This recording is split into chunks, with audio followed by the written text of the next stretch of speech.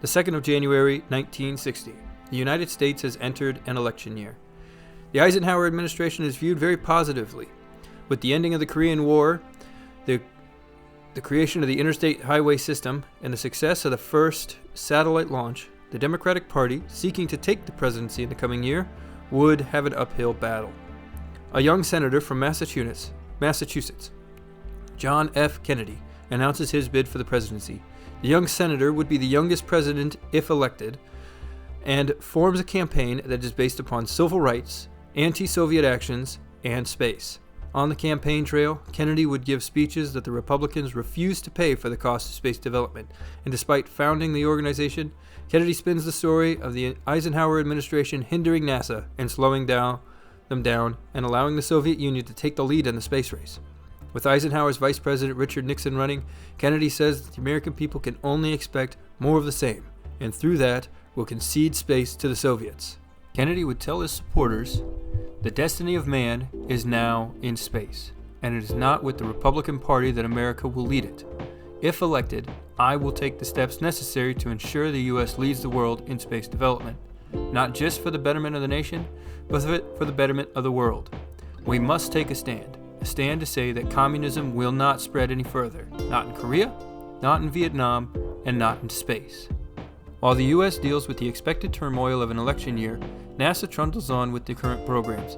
The first launch of the year will come in February. Welcome back to Astra. And on the 16th of February 1960, we have an 8th-3 rolled out to the pad.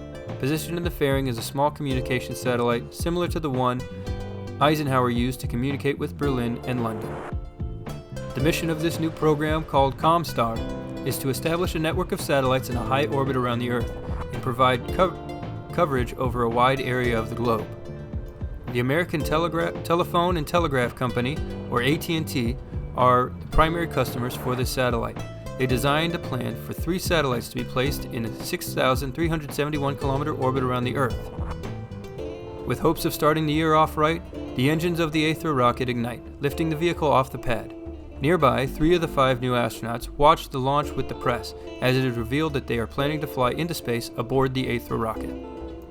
Unfortunately, onlookers and the astronauts are horrified.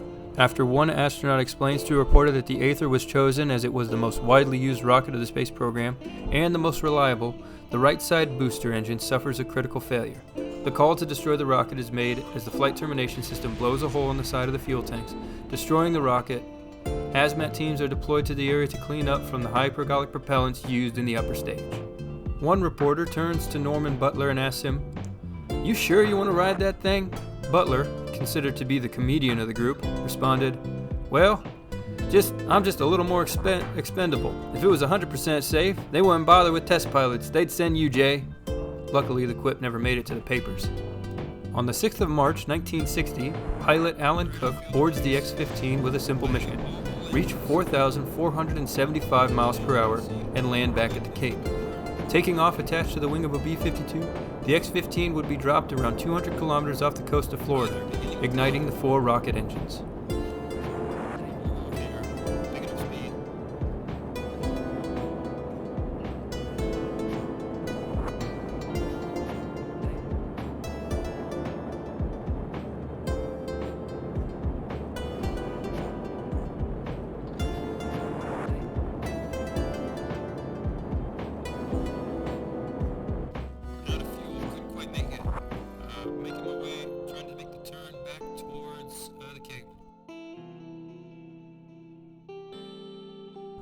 The vehicle would reach a speed well over 3,000 miles per hour at an altitude of just over 83,000 feet, but remains shy of the required speed. Allen still sets a number of important speed records and is able to safely bring the aircraft back to the runway, but that hypersonic speed record still remains open.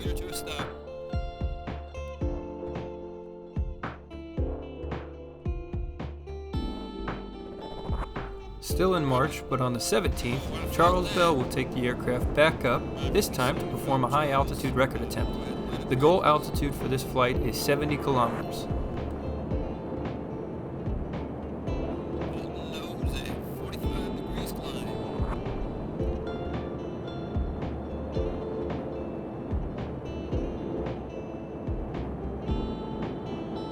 It's getting harder to control here. She's bucking harder than a stallion.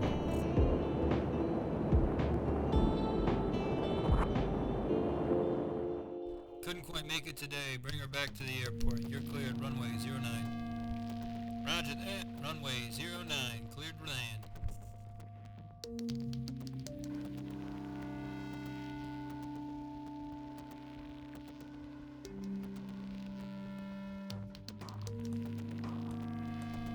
Charles is unable to get the plane up above the critical altitude markers. Getting the aircraft up to 64 kilometers before coming back down, Charles brings the X-15 in for a landing back on the runway.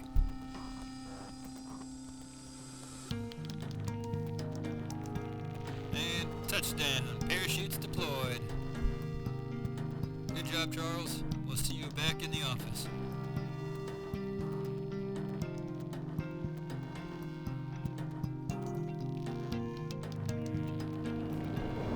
One month later, on the 16th of April, 1960, Alan Cook boards the X-15 for another attempt at the 70-kilometer record. All of these attempts are an effort to prepare for the potential use of the X-15 in the first ever suborbital space flights. Engineers at North American Aviation had floated the idea to NASA late last year, telling them that no modifications to the X-15 were needed in order to fly it above the 100 kilometers and achieve what many would describe as the first space flight. This easy and inexpensive technique for getting a pilot into space is explored further, and NASA would give the go-ahead for a test program to prove that this was possible. The first step would be to achieve an altitude record of 70 kilometers. In previous aircraft, this would be the highest point in which the aircraft could reach, but with the X-15 and its pressurized environment, and the pilot wearing a specially made pressure suit, much higher altitudes are possible. Alan drops from the B-52 and accelerates upwards at a rapid pace.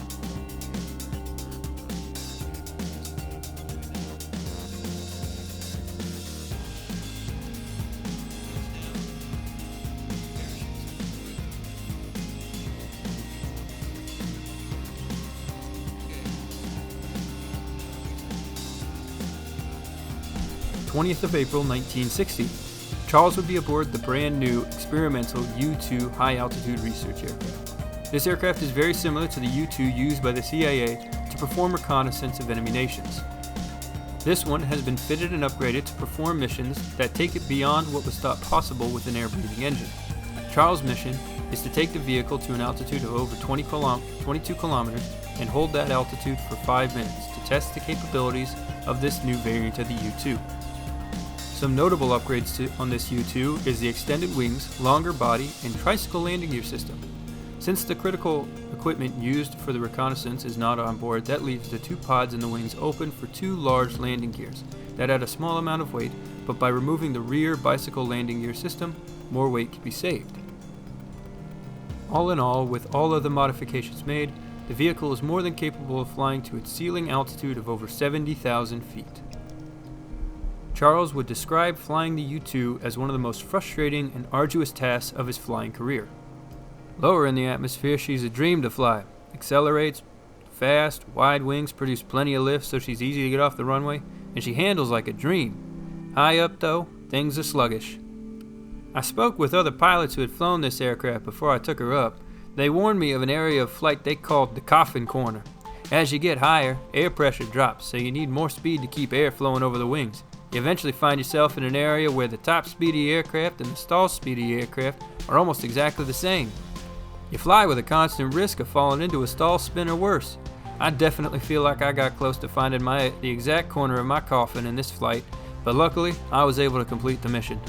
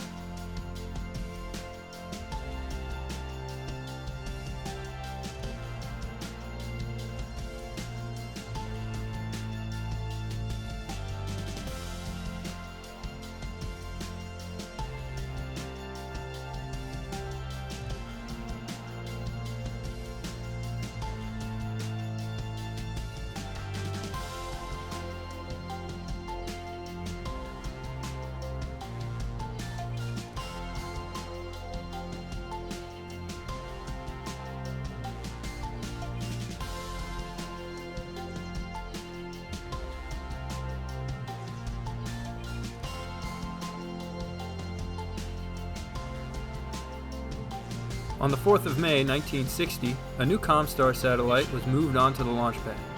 Over the last 2 months, NASA and the Air Force performed an extensive investigation into the cause of the failure on Astra. The investigation found that a worn-out valve had burst in the fuel feed system on the right-hand booster. The result was a large amount of kerosene spraying out on the outside of the booster, on the booster's combustion chamber, and causing a fire. Engineers would see a drop in pressure for the fuel system and then the booster cut off. To prevent such a failure from happening again, new checks were implemented to ensure that the conditions of the rocket's hardware were in working order. As a result of these new checks, the Aether 3 carrying the brand new Comstar lift off the pad. The plan for Comstar 1 is to be put into low orbit around the Earth by the second stage of the Aether.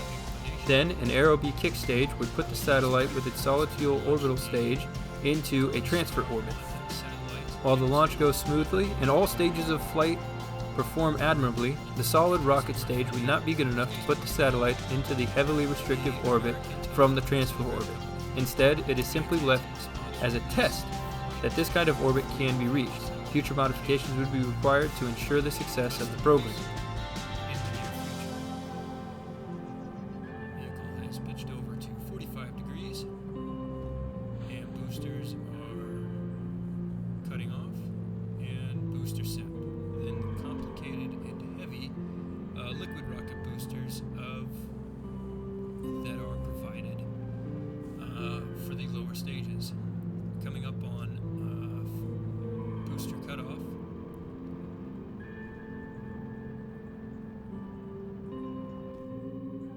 And the 2 booster engines have cut off. We have stage release. Reaction control systems have fired up and provide ullage for the spacecraft and the ignition of the AJ-10 upper stage.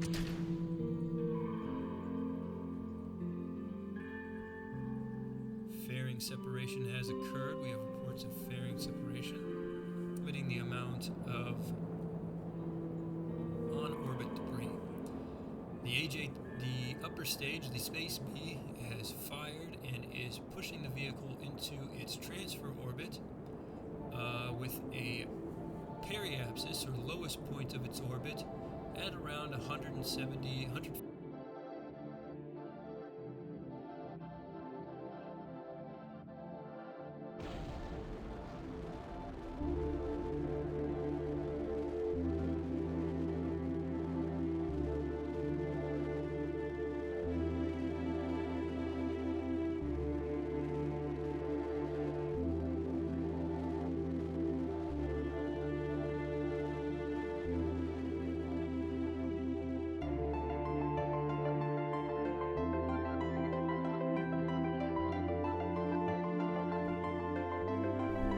On the 10th of July, 1960, NASA test pilot Alan Cook boards the X-15 in preparation for another altitude record attempt in pursuit of that first space flight. It is decided that if Alan is successful today, Charles Bell will be the first human to cross the atmosphere and into space.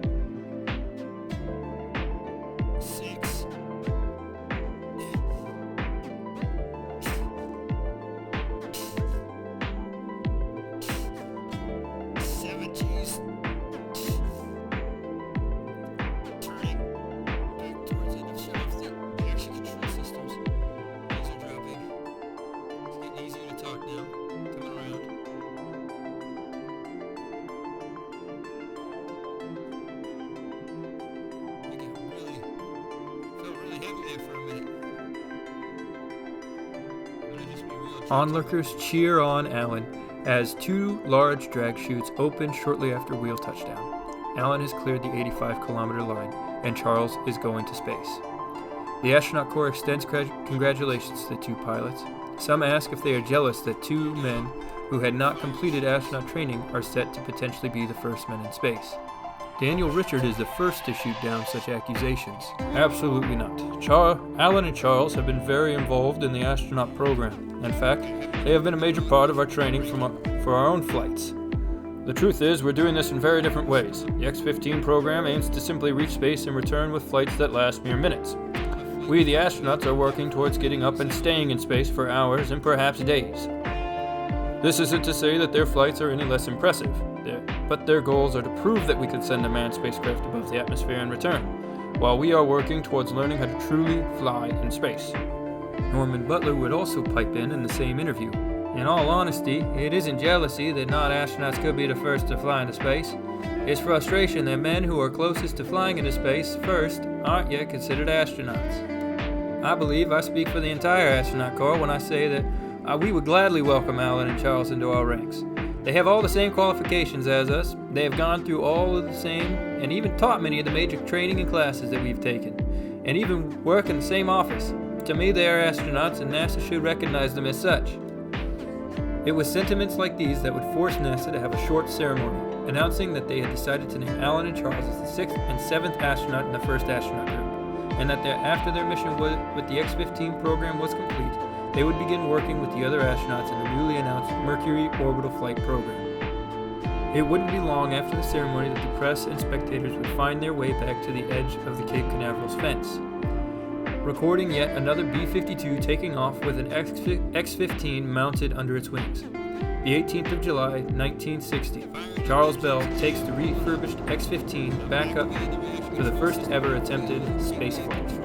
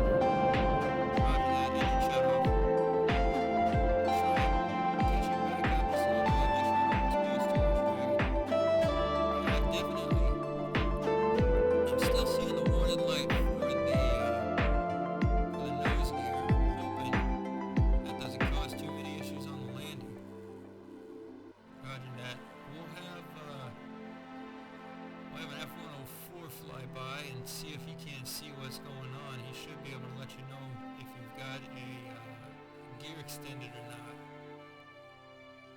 Roger, I appreciate it.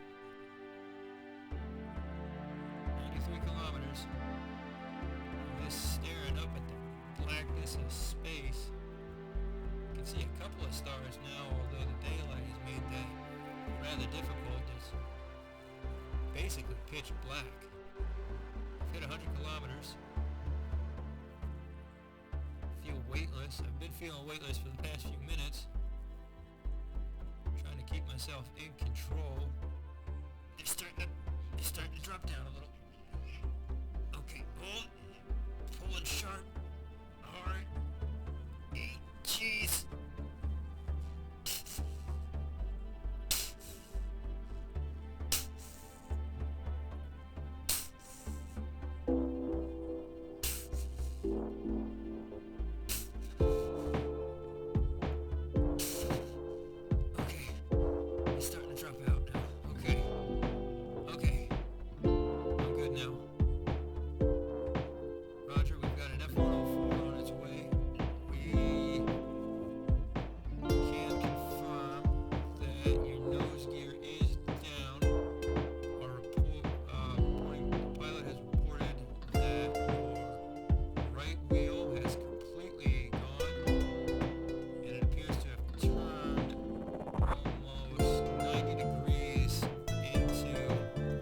After pulling more than 10 Gs on the descent, Charles was able to remain conscious and entered his glide slope.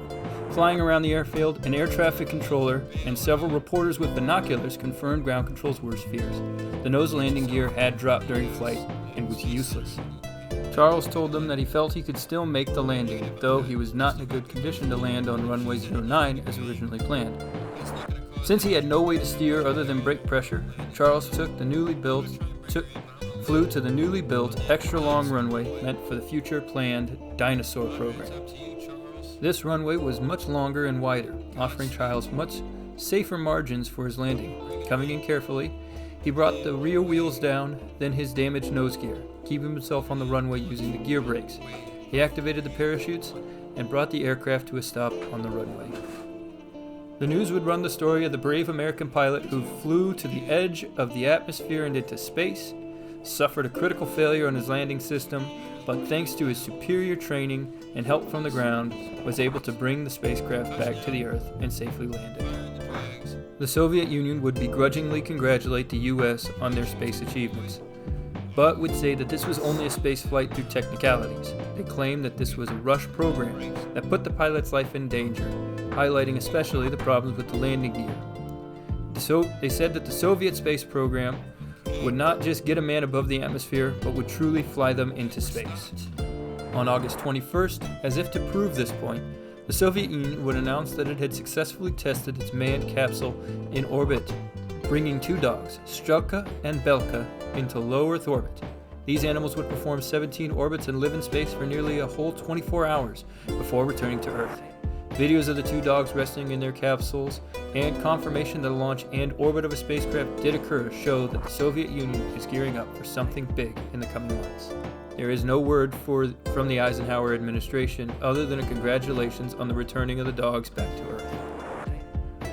On the 25th of October 1960, NASA prepared to launch another Aether 3. This Aether 3 was loaded not with any normal satellite, but a small capsule contained within was a small cat. The cat, named Kitty, was the first American animal to fly into space and travel at almost orbital velocities. The plan for the mission was to test the flight plan for the future Mercury program, though with a smaller capsule being loaded into the craft since the Mercury capsule was not ready for test flights yet. Kitty was a shelter cat, picked out by engineers because of her intelligent nature. She would be fitted with a simple cat spacesuit and strapped into her spacecraft with a small dispenser meant to provide her water and wet food. Every measure would be taken to ensure the survival of Kitty, from rigorous testing of the capsule and simulating the flight plan. The choice of flying a cat over a dog is very symbolic.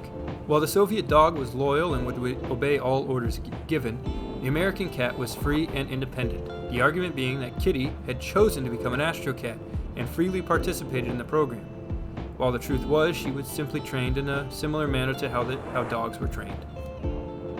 The image of the free, stubborn, and independent cat flying in opposition to the dog, who had blind faith in those who sent them into space, was a powerful one for the American people. It even resulted in a short cartoon featuring a cat as a space hero, with a vicious Russian dog as the antagonist.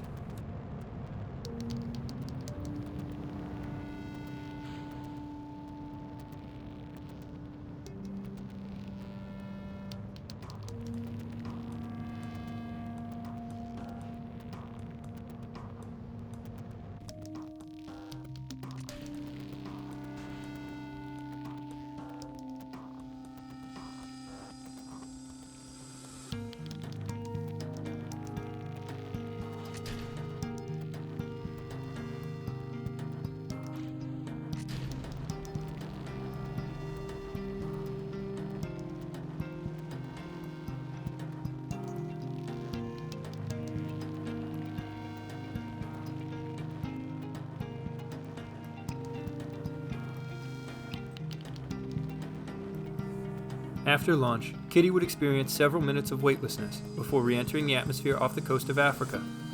Deploying 3 sets of parachutes, she would safely splash down in the ocean, where several hours later she would be recovered safely. The U.S. would announce the success, and Kitty would be given to one of the engineers and retired from flying forever. On the 8th of November in 1960, John F. Kennedy would beat Richard Nixon in the presidential race. The Eisenhower administration would begin the process of preparing to hand over the White House to the new administration. Kennedy would immediately begin the process of picking his staff and taps James Webb to lead NASA. On the 25th of November, 1960, Alan Cook would board a brand new X-15, this one with an upgraded engine, a longer body, and strap-on fuel tanks.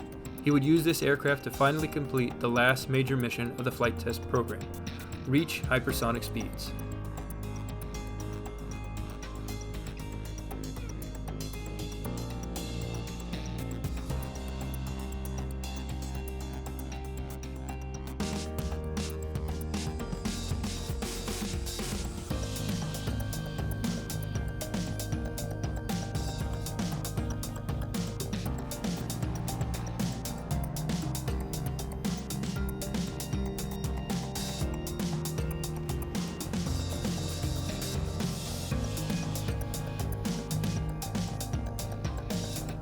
Alan pushed his X-15 beyond 5,000 miles per hour, before shutting off his engine and gliding at this incredible speed. Then came the challenge of landing the plane on the runway. Due to the incredible speeds and the new aircraft used, it was opted to have the drop be performed much further away than before. Alan needed to glide his plane nearly 1,000 kilometers to get back to the Cape, something the skilled pilot was more than capable of doing.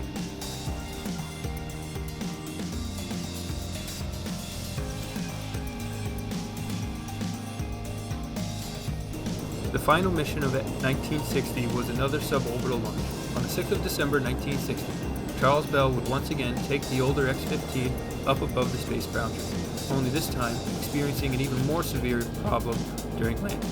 In his final turn, his right wing ripped off from the aircraft. Charles was able to quickly bail out and landed in the swamps next to the Cape. Much of the X-15 was recoverable, and an investigation would reveal that the wing spar was weakened due to the extreme stress of re-entry, and had finally given way when Charles re-entered the second time. It was planned that a second attempt with the new X-15 delivered to the Cape would be made, though the program was functionally complete.